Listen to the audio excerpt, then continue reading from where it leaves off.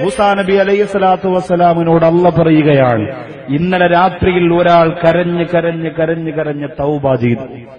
ആ കണ്ണുനീർ തുള്ളികൾ ദുനിയാവിന്റെ സർവ്വസമുദ്രത്തെ എടുത്തു തൂക്കി നോക്കിയാലും അതിനേക്കാളും എന്റെ മുന്നിൽ ഭാരമുള്ളതാണ്. ഞാൻ അയാളുടെ തൗബ സ്വീകരിച്ചിരിക്കുന്നു. മൂസാ നബി അലൈഹി സ്വലാത്തു വസ്സലാമിനോട് അല്ലാഹ് പറഞ്ഞതാണ്, ഇന്നലെ ഒരാൾ കരഞ്ഞു മൂസ, ആളെ ഞാൻ പറഞ്ഞു തരാം, ആളുടെ സ്ഥലം ഞാൻ പറഞ്ഞു തരാം, പേര് പറഞ്ഞു തരാം, നീ അയാളെ പോയി കണ്ടിട്ട് സന്തോഷ വാർത്ത പറഞ്ഞു കൊടുക്കണം. മൂസാ നബി അലൈഹി സ്വലാത്തു വസ്സലാമിനെ കാണാൻ ആവേശമായി, കാണാൻ ആർത്തിയായി ചെല്ലുകയാണ്. ചെല്ലുമ്പോൾ കണ്ണീര് തോന്നിട്ടില്ല. സ്കാരപ്പായിലാണ് കരഞ്ഞുകൊണ്ടിരിക്കുന്ന ഒരു മനുഷ്യൻ. ചോദിച്ചു, നിങ്ങളുടെ ഇന്നലത്തെ തൗബ അല്ലാഹു സ്വീകരിച്ചിരിക്കുകയാണ്. ഇനി നിങ്ങൾ ഒരിക്കലും ഒരു തെറ്റിലേക്കും നിങ്ങൾ മടങ്ങിപ്പോകരുത്. അയാൾ പറഞ്ഞു, ഇല്ല, തൗബ ചെയ്ത് മരിക്കുന്നവർക്ക് സ്വർഗം ഉറപ്പാണ്, ഒരു സംശയവും അക്കാര്യത്തിലില്ല. തൗബ ചെയ്താൽ മാത്രം മതി. പക്ഷെ മരിക്കുന്നതിന് മുമ്പ് തൗബ ചെയ്യാൻ പറ്റുമോ ഇല്ലയോ എന്ന് ആർക്കാണ് അറിയുക? അതിനുള്ള അവസരം അല്ലാഹു തരുമോ ഇല്ലയോ എന്ന് നമുക്കറിയില്ലല്ലോ.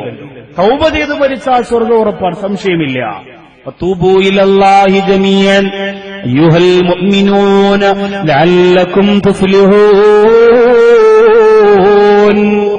നിങ്ങൾ വിജയികളാകാൻ വേണ്ടി അള്ളാഹുവിലേക്ക് തൗബ ചെയ്തു മടങ്ങുക എന്ന് അള്ളാഹുവിന്റെ പരിശുദ്ധ ഖുർആൻ ഓർമ്മപ്പെടുത്തിയത് എന്റെ പ്രിയമുള്ളവരെ, അത് വിജയത്തിന് വേണ്ടിയുള്ള ഒരുക്കുകൂട്ടലാണ് തൗബ.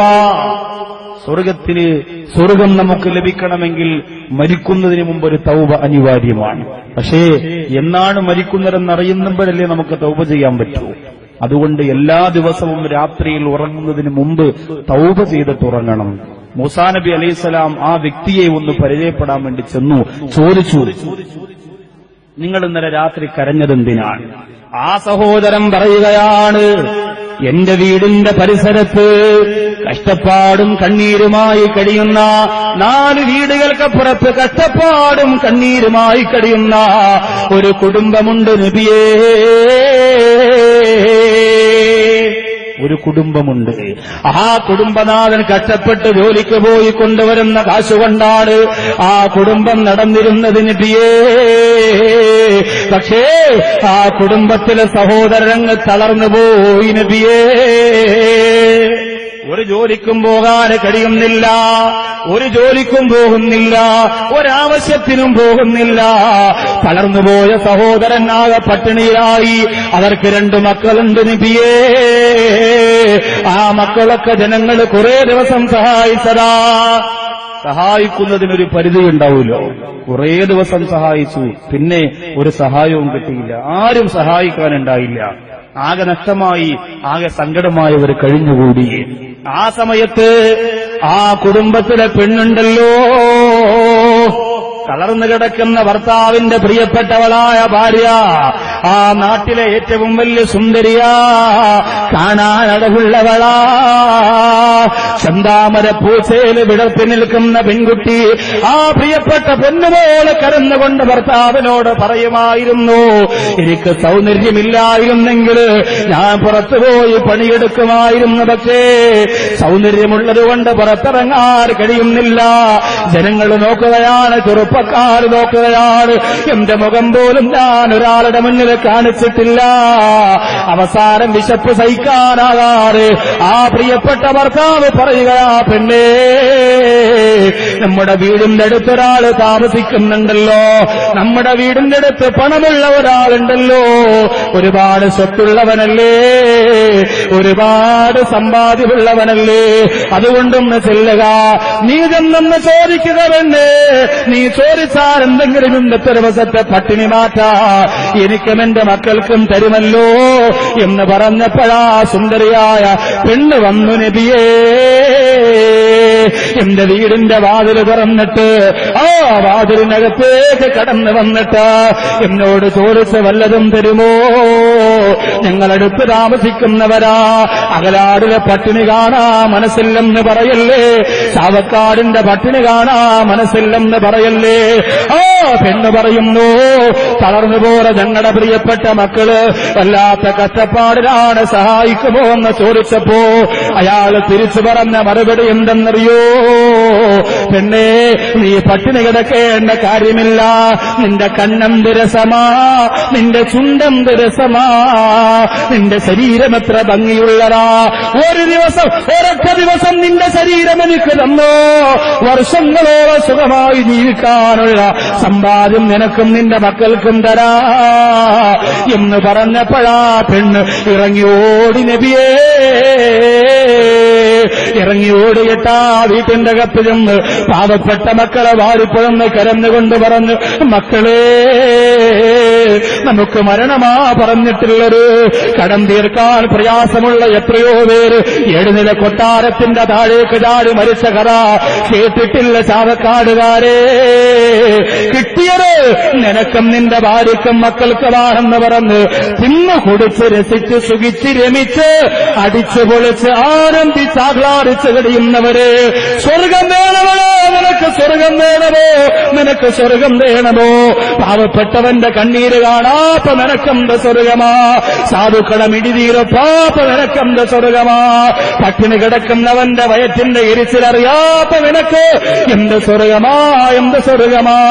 മൂസാ നബിയോട് പറയുന്ന നബിയേ, ആ പെണ്ണ് പോയ വഴി ഞാൻ നോക്കി നിന്നതാ, പിന്നെ വരൂലാതെനിക്ക് മനസ്സിലായി. പക്ഷേ അവസാനം ഉമ്മാടെ കാല് പിടിച്ചിട്ട് മക്കള് കരഞ്ഞതാ.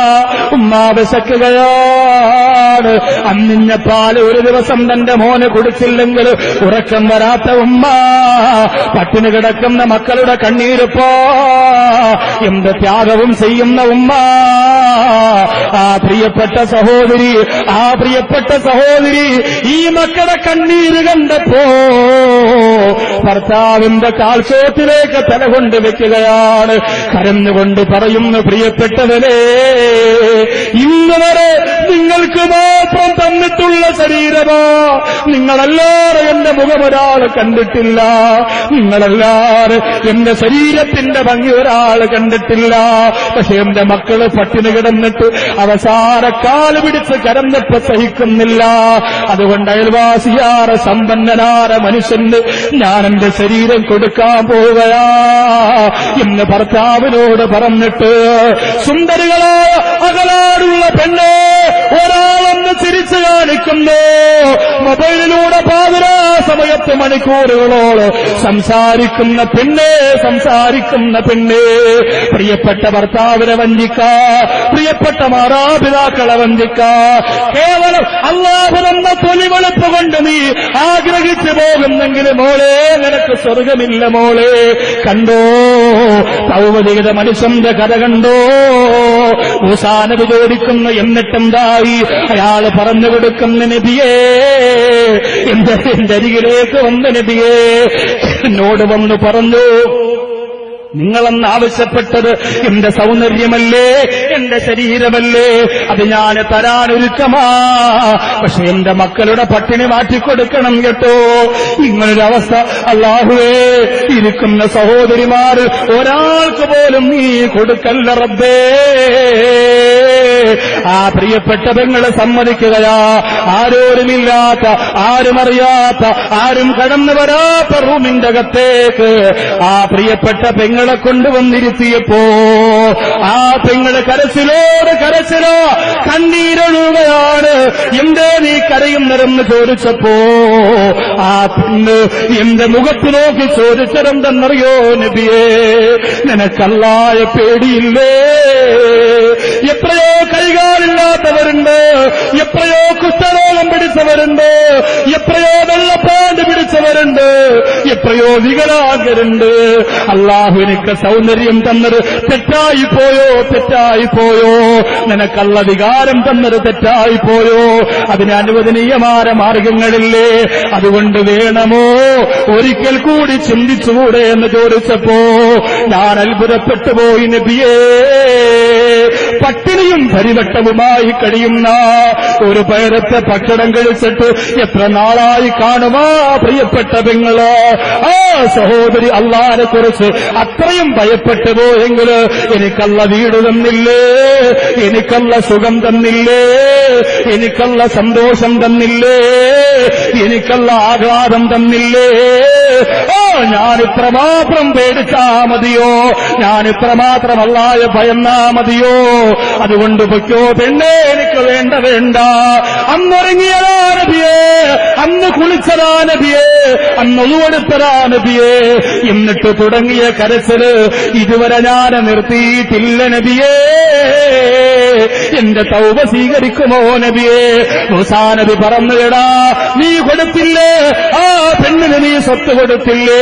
ആ പെണ്ണിറങ്ങിപ്പോയതിന്റെ പിന്നാലെ ആ വീട്ടിന്റെ കത്ത് കടിയുന്ന മക്കളില്ലേ, ആ മക്കൾക്ക് തരാമെന്ന് പറഞ്ഞ് എന്റെ സ്വത്തിന്റെ ഒരു വലിയ ഭാഗം മാത്രം ഞാൻ എഴുതി കൊടുത്തു നബിയേ, ഞാൻ വാരിക്കൊടുത്തു നബിയേ. അതിന്റെ പേരിൽ നിന്റെ തൗബ അല്ലാഹു സ്വീകരിച്ചിരിക്കുകയാ. ഇതുവരെയുള്ള സർവ്വ തെറ്റുകളും ഇനി നീ തെറ്റ് ചെയ്യാതിരുന്നാൽ നിനക്ക് സ്വർഗം നിർബന്ധമെന്ന് അള്ളാഹ് അറിയിച്ചു എന്ന് കലീമുല്ലാഹി മൂസാ അലൈഹിസ്സലാം. കണ്ടോ ദ്വാരക്കണം. എല്ലാ ദിവസവും ഉറങ്ങുന്നതിന് മുമ്പ് ഒരു 3 സ്വലാത്ത് ചൊല്ലിയിട്ട്, അല്ലാഹുവേ ഇന്നെന്ത് തെറ്റ് ഞാൻ ചെയ്തു പോയി, രാവിലെ മുതൽ അവിടെ പോയി ഇവിടെ പോയി, അവനെ കണ്ടു ഇവനെ കണ്ടു, അതുകൊണ്ട് റബ്ബേ ആ തെറ്റ് ചെയ്തു, അറിയാതെ ചെയ്തു, ഇനി ചെയ്യൂല, നാളെ എനിക്ക് തെറ്റുണ്ടാവൂല. തൗബ ആ ദിവസം രാത്രിയിൽ എങ്ങനെ ചെയ്യണം? ചെയ്തിട്ട് രാത്രി ഉറക്കം മരണമായാൽ സ്വർഗത്തിലേക്ക് പോകണം. നമ്മൾ സ്വർഗം നേടുന്നവരുടെ ചരിത്രം പറഞ്ഞാൽ പോരാ, സ്വർഗം നേടാനുള്ള മനസ്സിലൂടെ ആ ചരിത്രത്തെ അകലാടേക്ക് കൊണ്ടുവന്ന് ആവർത്തിക്കാൻ സാധിക്കണം.